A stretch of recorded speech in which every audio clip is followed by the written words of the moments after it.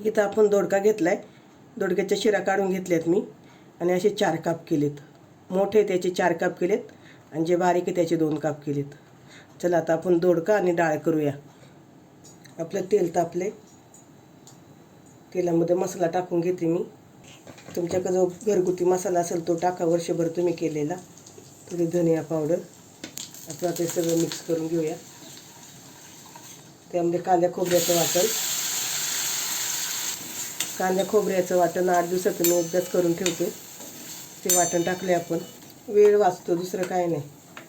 आता हे चांगलं आपल्याला परतून घ्यायचं आहे. इथं मसाला आपला परतून झाला आहे, त्यामध्ये दोडका टाकून घेऊ, मिक्स करून घेऊया.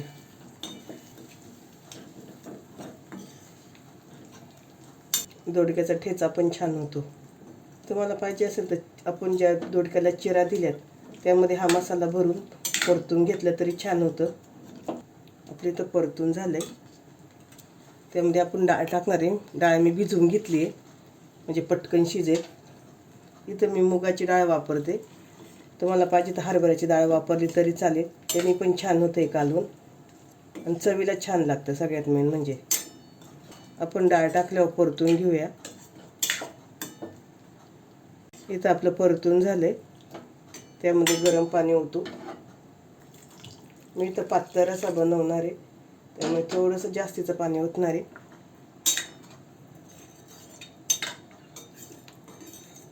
मसाला होता त्या भांड्यात पाणी घेतले, ओतते.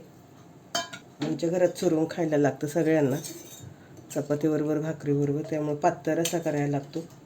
चवीनुसार मीठ आणि बारीक गॅसवर आपण शिजवून घेऊया दोडके शिजेपर्यंत. एकदा दोडका शिजला की आपलं कालवण तयार. इथे आपला दोडका शिजलाय, दोडक्याचं कालवण तयार झाले. आता आपण गॅस बंद करूया.